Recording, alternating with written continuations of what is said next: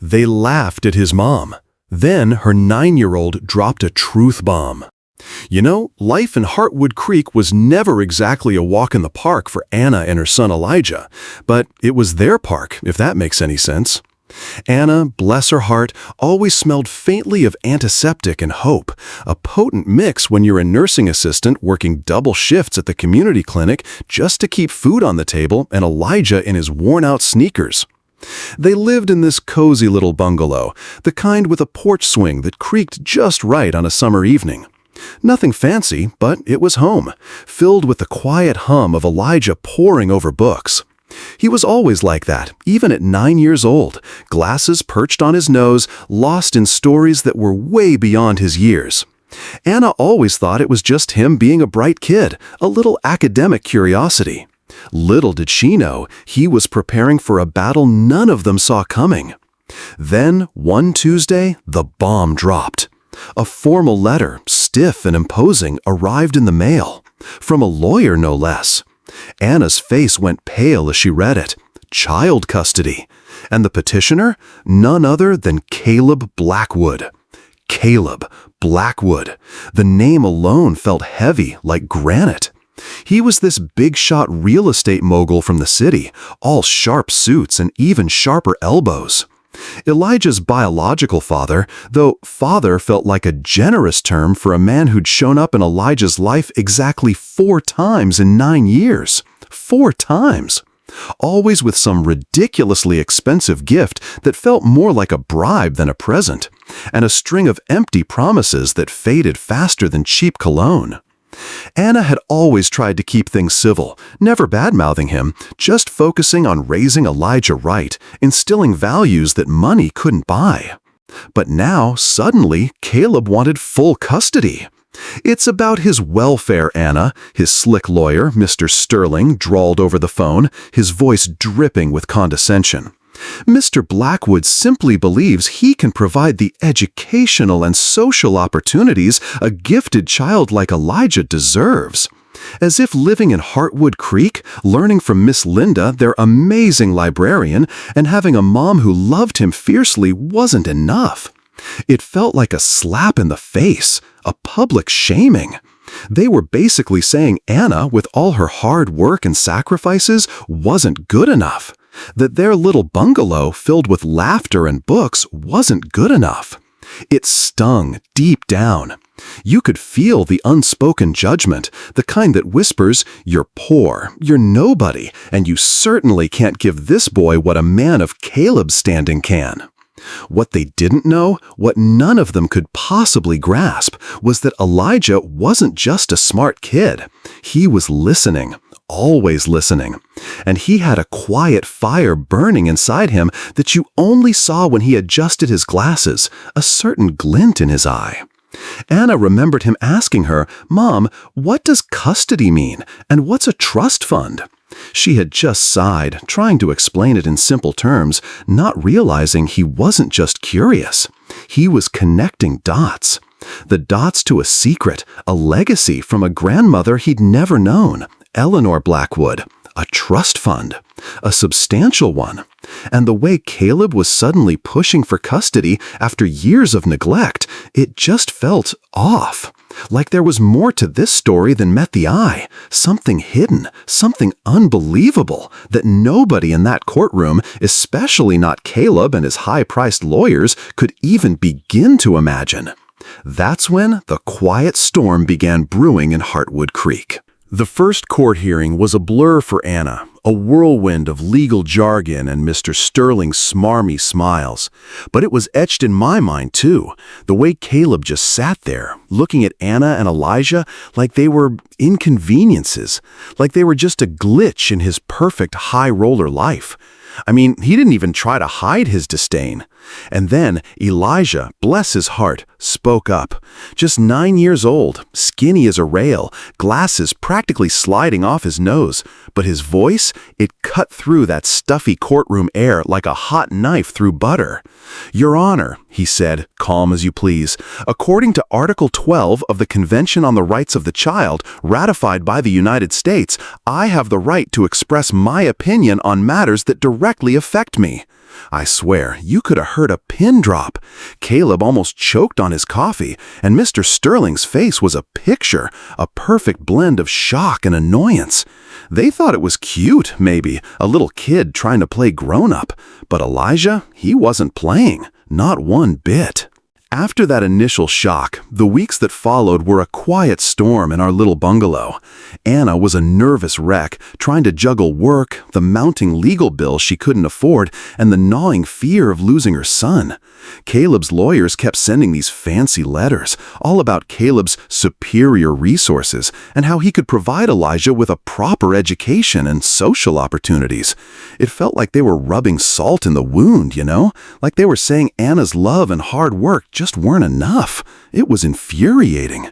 Meanwhile, Elijah, my sweet, quiet Elijah, started spending almost every Tuesday and Thursday afternoon at the Heartwood Creek Public Library. Anna would ask him, "What are you up to, honey?" And he'd just say, "Special project, Mom, very important." She thought it was just academic curiosity from a bright child. She never imagined the project was to save his family. I saw him there at the library day in and day out. Not buried in comic books like other kids, no sir. Elijah was surrounded by legal codes, children's rights manuals, dusty old court precedents. And then there was Miss Linda, the head librarian. Miss Linda wasn't just some kindly old lady who stamped books. She had a master's in information science, a sharp mind, and a heart of gold. When Elijah first came in asking about how family courts work, she knew right away it wasn't just some school report. She saw the determination, maybe even the desperation in his young eyes. She took him under her wing, patiently teaching him how to navigate public records, newspaper archives, corporate documents, even basic legal databases. It was like watching a master craftsman teach his apprentice, only the apprentice was 9 and his tools were microfiche and a worn-out laptop. Miss Linda became so much more than a librarian to him. She was his quiet confidant, his unofficial legal coach. She saw the strength in that boy, a strength that Caleb and his fancy city lawyers never even bothered to look for. "He reads legal codes like other kids read comic books," she told Anna on the phone one day, concern lacing her voice, but pride too. "He's learning too fast to be normal." Elijah was just so. Generate a standard American English accent for this story. The voice should be from a middle-aged male with a deep, resonant, calm, confident, and warm tone. The reading pace should be 115% faster than normal, yet remain natural and articulate, as if someone is engaging in a direct conversation while storytelling. The voice must convey sincerity, depth, and profound empathy for the historical experiences and struggles of the Black community, expressing both an understanding of pain and an unyielding resilience. When reaching sections that are calls to action, use a bold and powerful intonation. Specifically, when describing moments of triumph and overcoming adversity, the voice should become bright and full of pride, highlighting the transformation from vulnerability to strength, clearly conveying a sense of victory and jubilation. Throughout the narrative, the voice must maintain an evocative quality, as if a wise and experienced individual is sharing invaluable lessons. This should create a personal, intimate connection while remaining authoritative and trustworthy. Incorporate meaningful pauses at key points to allow listeners to reflect and fully absorb the message, ensuring they remain engaged from beginning to end. Calm about it all, too. You'd think a 9-year-old facing down a millionaire father and his high-powered legal team would be terrified, shaking in his boots. But not Elijah. He just kept digging, quietly, methodically. He started uncovering things, little pieces of a puzzle that, when put together, painted a very different picture of Caleb Blackwood. Public information, mind you, all perfectly legal and accessible to any American citizen, regardless of age, as Elijah would later calmly tell Caleb. He was discovering that Caleb had a history, a pattern of preying on vulnerable families. Like that little bakery owned by the Santos family, Mexican immigrants who worked 18-hour days. Caleb, through his friends at the bank, found out they were behind on their loan because their youngest son was in the hospital. And just like that, he swooped in, bought their property for pennies on the dollar. It was sickening. Elijah was finding out that Caleb's genuine concern for his welfare was probably just a smokescreen for something far more sinister.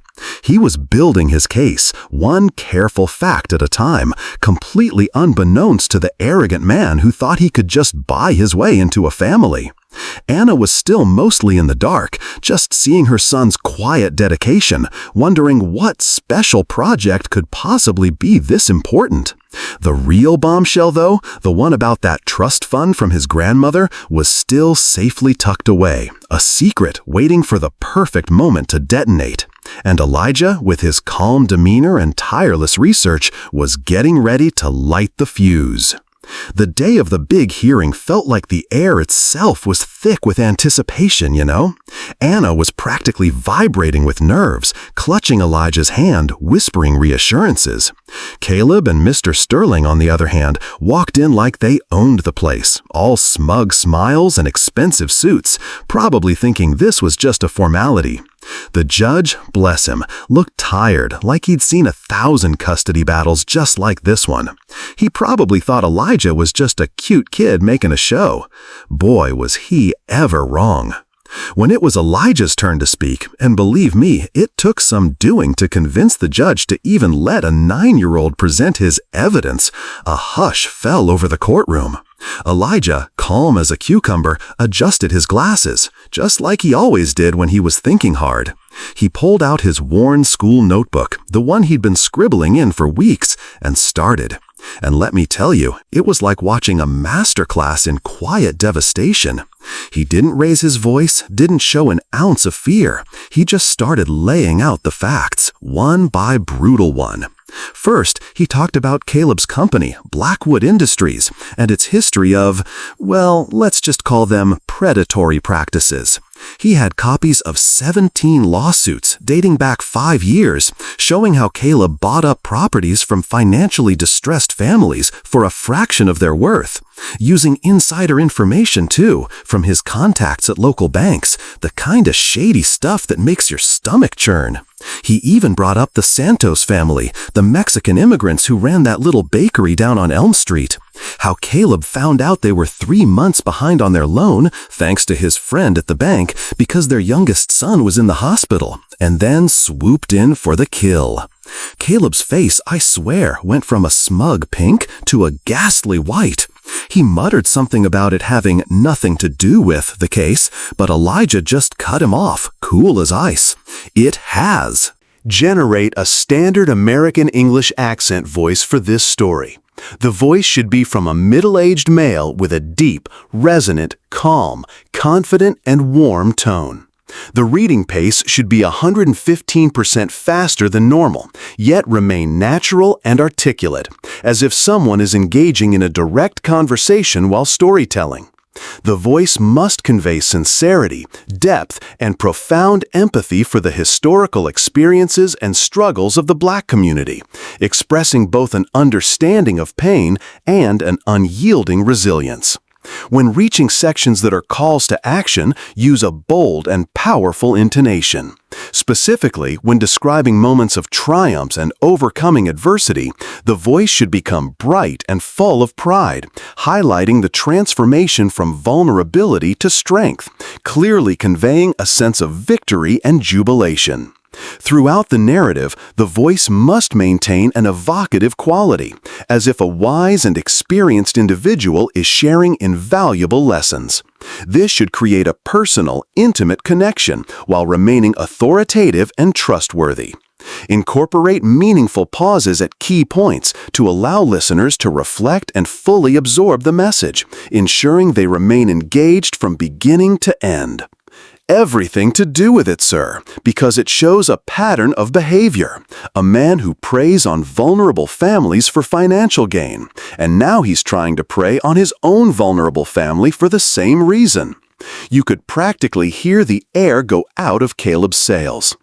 But the real gut punch, the one that made everyone in that room gasped, was when Elijah got to the trust fund. He explained how his late grandmother, Eleanor Blackwood, a woman Caleb had deliberately kept Elijah from, had set up a $1.7 million trust fund specifically for him. And here's the kicker, the part that sent shivers down my spine. The money was only accessible when Elijah turned 18 or if Caleb obtained full legal custody. The silence that followed was deafening. Caleb's eyes darted around, looking like a cornered rat.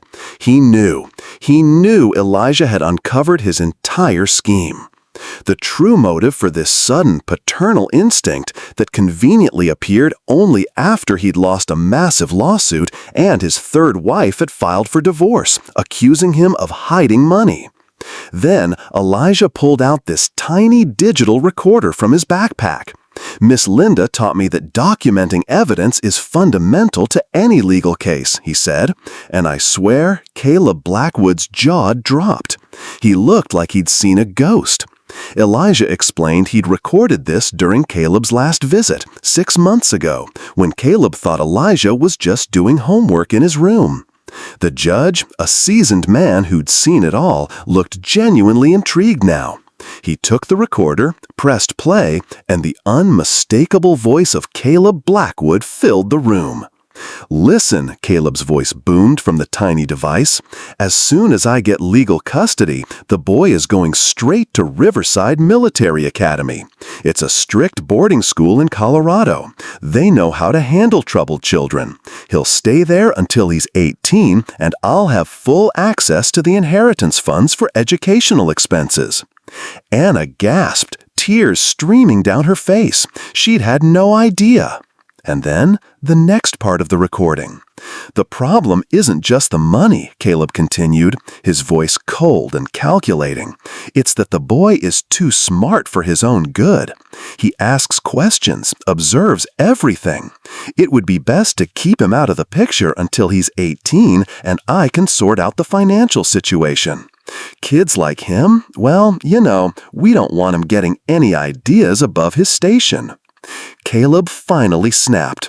"This is a trap! He provoked me on purpose!" he yelled, his face a furious red. But Elijah, with the calmest, most cutting voice I've ever heard from a child, interrupted him. "A 9-year-old can't what? Can't be smart? Can't defend himself? Can't expose the truth about a father who sees him as a problem to be solved?" The judge turned off the recorder, his face grim, looking directly at Caleb. And I gotta tell you, in that moment, seeing Caleb Blackwood, the big-shot real estate mogul, completely undone by his own son, a 9-year-old kid with a pair of glasses and a notebook, it was more satisfying than any big-budget movie ending. It was a mic drop moment, a truth bomb that just blew everything wide open. After that bombshell recording, the judge didn't waste a second. He slammed his gavel down, and the words echoed through the courtroom. "Custody denied." Not just denied, mind you, but categorically denied. And then he ordered a full investigation into Caleb Blackwood's financial dealings, especially that trust fund. You could see the realization dawn on Caleb's face, slow and painful, like a punch to the gut. He'd been completely outmaneuvered by a 9-year-old. Mr. Sterling, his fancy lawyer, whispered urgently to him, but it was too late. The jig was up. As Caleb sat there, slumping in his chair, looking utterly defeated, the judge ordered his immediate arrest for attempted fraud. Security guards escorted him out, and the silence that followed was different this time, not tense, but almost reverent. Elijah, though, he just calmly put away his notebook and recorder, same calm demeanor he'd had throughout the entire hearing. But just before they left, he turned to the judge and made one last request. "Your Honor," he said, "I'd like Mr. Wellington to know that I did not do this out of anger or revenge. I did it because every child deserves to have a family that truly loves them, not one that sees them as a financial opportunity." Talk about hitting him where it hurt. It wasn't about bitterness, it was about principle, it was about love. And that, I think, was the ultimate defeat for Caleb. To be called out by his own son, not with rage, but with such a profound, clear-eyed understanding of what a father should be. The news, well, it exploded. You just couldn't keep a story like that quiet in this day and age. A 9-year-old kid taking down a powerful millionaire, all with a public library and a whole lot of gumption. The recording of Caleb's vile plan went viral, racking up over 50 million views. It wasn't just a local story, it became a national symbol, inspiring legislative changes in 17 U.S. states. It was like a ripple effect, starting right here in Heartwood Creek, touching families all across the country. For Anna, life transformed in ways she never imagined. All those years of working double shifts, of feeling judged, of silently sacrificing, it all came back to her. Her story, our story, inspired a national campaign about working mothers. The hospital where she worked, they set up a scholarship fund, the Janet Thompson program, the Anna Stone program, for children of low-income employees. And Anna, my strong, resilient Anna, got promoted to nursing supervisor. She was still a bit shy about all the attention, but you could see the pride radiating off her, the kind that comes from deep inside. She'd say, "Elijah has always been special, but what makes me most proud is not his intelligence, it's his heart. He could have used his story to brag, but he chose to use it to help other families." And it was true. Elijah, well, he became America's smartest kid, though he'd just tell you he was just David who learned that every child has a voice, even when adults pretend not to listen. He spent the next 3 years visiting schools in underserved communities, teaching kids about their basic legal rights. His book, Every Child Has a Voice, became a bestseller, with all the proceeds going to a fund that provided free legal assistance to families in custody disputes. And his Cool Law Library project, that was his brainchild. After seeing how the public library saved him, he thought, how many other kids are going through similar situations without knowing where to turn for help? So they created small sections in 1,200 public libraries nationwide, filled with children's rights books in simple language and computers with free access to basic legal resources. It was incredible to watch how one boy's personal trauma transformed into a social movement. Meanwhile, Caleb Blackwood's world completely imploded. The court-ordered investigation didn't just expose his attempt to defraud Elijah's trust fund, it unearthed a whole web of financial schemes that utterly destroyed Blackwood Industries. He lost everything: his company, his fancy mansion, his third marriage, his reputation. His former partners sued him for fraud, and he ended up spending 18 months in prison. I'd sometimes see him, years later, watching Elijah on TV from his small, dingy studio apartment in the Chicago suburbs. His hair was gray, his clothes simple. He worked as a salesman at an electronics store, the only job he could find. He'd mutter, "The kid's on the show again," and angrily turn off the TV. The most painful thing for him, I think, was that Elijah never publicly badmouthed him. When asked about his biological father, Elijah would just say with this incredible maturity, "I hope he finds peace and learns that true love cannot be bought or stolen. Holding a grudge doesn't help anyone, but setting boundaries is essential to protecting those we love." It was a kind of quiet strength that just twisted the knife for Caleb, reminding him of everything he'd lost, not just monetarily, but in character. The price he paid for underestimating a determined child. Years passed, and Elijah, well, he just kept soaring. That quiet kid from Heartwood Creek, the one who read legal codes like other kids read comic books, ended up becoming the youngest lawyer ever admitted to the bar at the ripe old age of 16. Can you believe that? 16! His first case out of the gate? A lawsuit against the educational system itself, arguing they were failing to teach basic children's rights in public schools. And guess what? He won, setting a precedent that made legal education mandatory for all American students. It was his way of ensuring that no other kid would have to go through what he did, feeling powerless in a system designed for adults. Anna would often find him in his room, surrounded by hundreds of letters. Not just from fans, but from kids.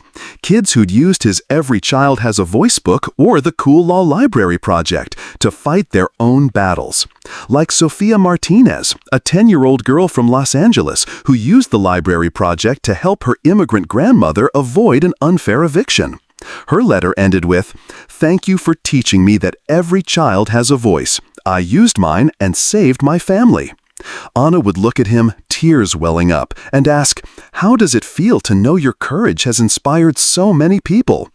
Elijah, ever the thoughtful one, would carefully fold each letter, placing it in a special box.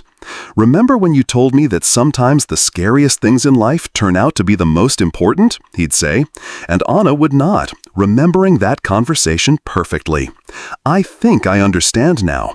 If Caleb had never tried to tear us apart, I would never have discovered that a child can change the world when adults stop underestimating them."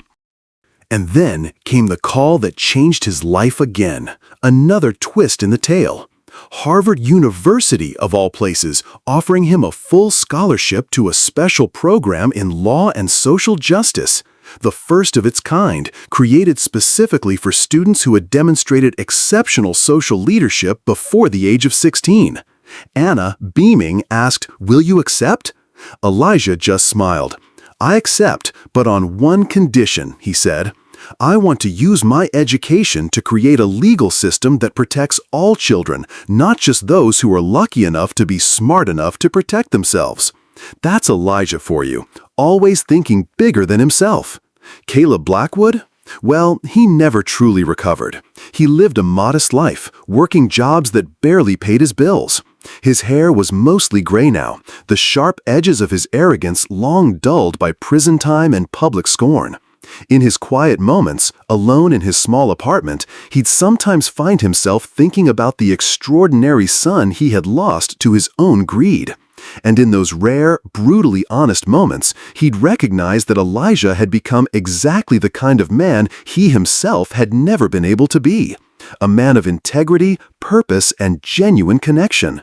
Elijah Thompson's story became a powerful testament that true strength doesn't come from money or connections, but from a combination of intelligence, courage, and unconditional love.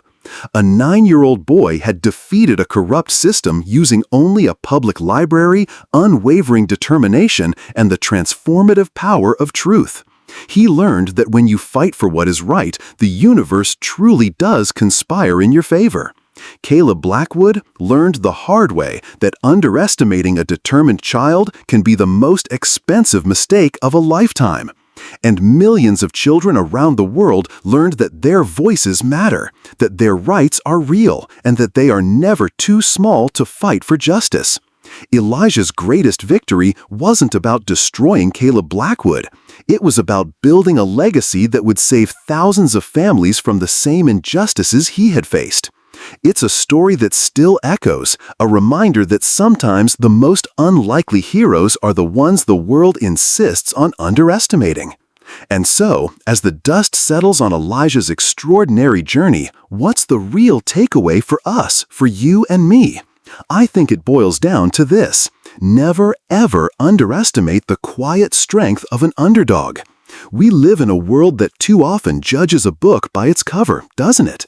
We see the humble home, the working parent, the child who might seem a little too quiet or too young, and we make assumptions. We let old prejudices or cynical views cloud our judgment. But as we've seen, true power doesn't always roar. Sometimes it whispers from the pages of a library book or shines through the determined eyes of a child. Elijah's greatest victory wasn't about destroying Caleb Blackwood. It was about building a legacy that would save thousands of families from the same injustices he had faced.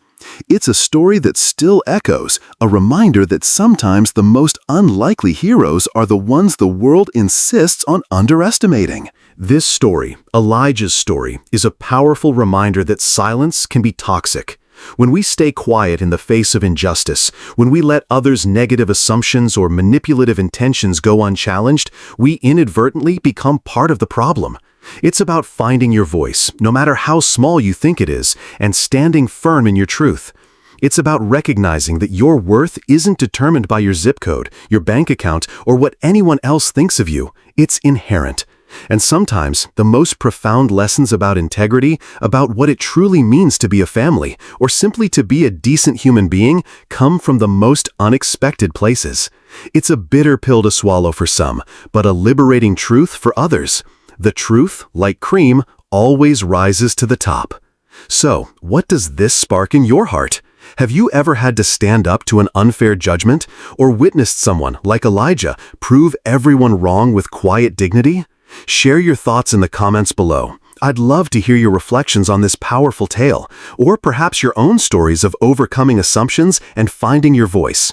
If this story touched you, if it made you think, please give us a thumbs up and subscribe to the channel so you don't miss more gripping and thought-provoking stories like this one. Until next time, may you find peace in your journey, and remember that even in the quietest corners, hope and justice can always bloom.